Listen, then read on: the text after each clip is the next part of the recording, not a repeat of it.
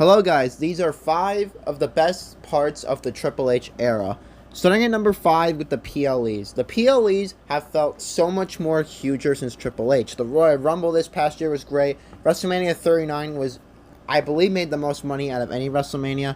The Royal Rumble just felt something very special this past year. Elimination Chamber, you have Sami Zayn fighting in his hometown. Survivor Series War Games coming back. You have Bad Bunny in his hometown of Puerto Rico in a street fight. You just have all these PLEs that feel much more special. And shout out to Triple H, because right now I think the PLEs are as good as they've been in like a long ass time. I'm even willing to say over the last 5+ years. Next up is the Bloodline story. Obviously a lot of people raised some questions about the Bloodline story under the command of Triple H. Would Triple H change it up a little bit? No, Triple H added on to it.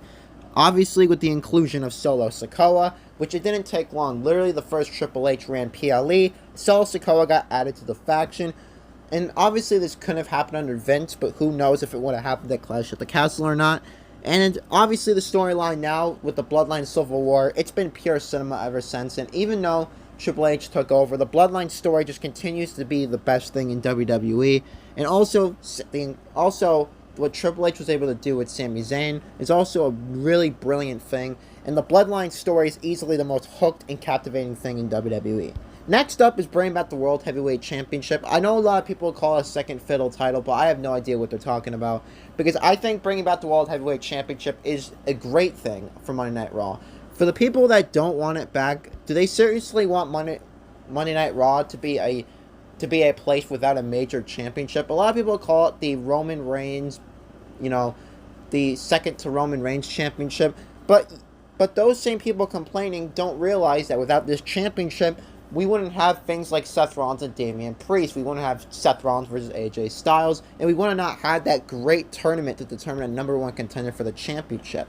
Seth Rollins has been a great World Heavyweight Champion, and also without Triple H, I don't think the World Heavyweight Championship wouldn't even came back. I think the World Heavyweight Championship coming back is totally a Triple H call. And like I said, Seth Rollins has been a fantastic and perfect choice. And once Seth Rollins gets the throne, it's going to be even more exciting to see who becomes champion. Should be Finn Balor, wink wink. Next up is Gunther. Easily one of the best parts about the Triple H era is Gunther, who is about to become the longest reigning Intercontinental Champion of all time, or should be. Gunther had one of the matches of the year with Sheamus at undoubtedly the best PLE event last year, which was Clash at the Castle.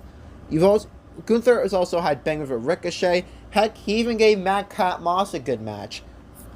Gunther has had so many bangers for the Intercontinental Championship, including debatably the greatest Intercontinental title match at WrestleMania history, Gunther versus Sheamus versus Drew McIntyre. Gunther has made the Intercontinental Championship feel like a huge-ass deal again. And like I said, Sheamus and Gunther debatably had the best Intercontinental Championship match ever at Clash at the Castle.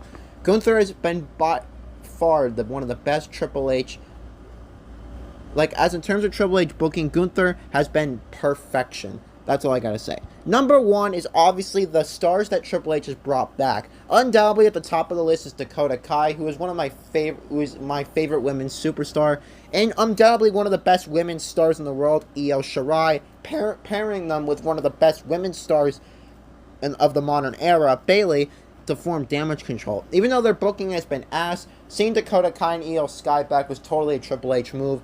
I don't think anybody else running WWE would have made this. Bring back Tommaso Ciampa, who's obviously a huge Triple H guy, as Triple H booked Ciampa into the mega heel that he was. Now, obviously, we're waiting for that DIY reunion. Bringing back Tegan Nox, which totally would have not happened in any other era than the Triple H era. Reforming Imperium. Bringing back Johnny Wrestling, though there was a report that came out that Johnny Gargano would have stayed anyways, but I think that Triple H is better handling the booking of Gargano than Vince. Bringing back Braun Strowman, though obviously a lot of people have opinions on him. I think WWE is good with Braun Strowman around. And also, bringing back Asuka, or bringing back face paint Asuka. And, I feel like the current Asuka gimmick is really, really good. And I think, honestly, it's such a refresh to see Asuka's current gimmick, as I think Asuka really needed a big fix, and Triple H did that by having her return in her Kana outfit. Obviously, I missed a lot of returns. What is your favorite Triple H era? What is your favorite thing from the Triple H era? Let me know in the comments.